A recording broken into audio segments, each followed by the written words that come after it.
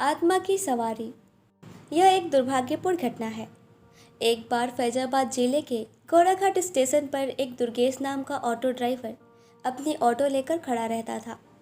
जो भी सवारी आती थी उसे वह बैठाकर उसके घर छोड़ता था और अच्छा खासा पैसा कमाता था। एक दिन की बात है कि उस रोज जोर जोर से बारिश हो रही थी और रह रहकर बिजली चमक रही थी। रात के समय साफ साफ कुछ दिखाई नहीं दे रहा था। वह वापस अपने घर को आने का ही सोच रहा था।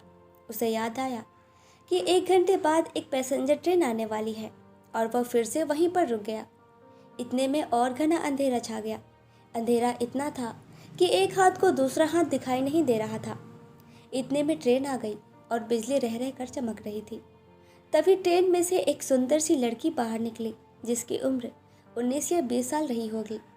उसके कंधे पर बैग और हाथों में सूटकेस था, मानो शहर में कोई परी आ रही हो।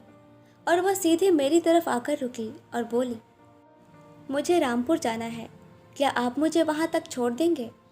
मैंने बोला, मैम साहब, अगर आप अभी चलेंगी तो 700 लूँगा और अगर सुबह चलेंगी तो मैं आपसे 200 ही लूँगा।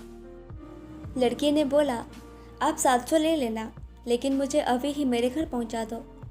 मैंने बोला, ठीक है, पहले 700 निकालो फिर ले चलूँगा। मैम साहब ने बोला, अभी तो मेरे पास सिर्फ 300 ही हैं, इसलिए इसे ले लो और अपने घर पहुंचने के बाद आपको 400 और दे दूंगी। मैंने बोला, ठीक है। मैं मैम साहब को उनके घर ले गया और बोला कि आप जाओ और पैसे लेकर आ जाओ। मैम साहब अंदर चली गई। आधा 1 घंटा बीत चुका था, वह अंदर से बाहर नहीं निकली, तो मैंने सोचा चलो मैं ही अंदर जाकर पैसे मांग लेता हूँ। रात के करीब 3 बज चुके थे। जब मैंने घर का दरवाज़ा खटखटाया तो अंदर से एक माताजी अपनी आंखों को मलते हुए दरवाज़ा खोला और बोला, आप कौन हो? इतनी रात को क्यों आए हो और क्यों ज़ोर ज़ोर से आवाज़ मार रहे हो? मैंने बोला कि जो अभी थोड़ी देर पहले मैम साहब आई थी उन्होंने मेरा पूरा किराया नहीं दिया था, इसलिए मैं अंदर आया हूँ।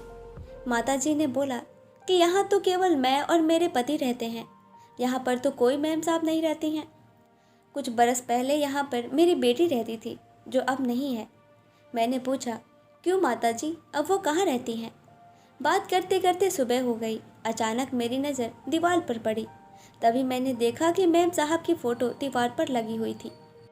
तब मैंने बोला कि माताजी यही मैम साहब थी जिनको मैं लेकर आया था। माताजी रोते रोते बोली, बेटा यह कैसे हो सकता है? यह तो 5 साल पहले ही ट्रेन के नीचे आकर कट गई थी, उसकी मृत्यु हो गई थी। माताजी की बात सुनते ही मेरे होश उड़ गए और मेरे हाथ पैर ठंडे पड़ गए। मैंने बोला, मैं जानता हूँ मुझे कोई पैसा नहीं चाहिए। और मैं ज़ोर से दौड़ा और ऑटो रिक्शा तक आया। ऑटो में बैठकर ऑटो को ज़ोर ज़ोर से भगाने लगा। तभी मेरी नज़र पीछे वाली सीट पर पड़ी तो मैंने देखा कि 400 पड़े थे। मैंने पैसे लेकर मंदिर में चढ़ा दिया और भगवान से प्रार्थना करने लगा कि मैम साहब की आत्मा को शांति मिले। और तभी से ही मैंने रात को ऑटो चलाना छोड़ दिया। मेरी किस्मत अच्छी थी जो मैं बच गया। कहानी पसंद आई तो कमेंट बॉक्स में कमेंट करके ज़रूर बताएं।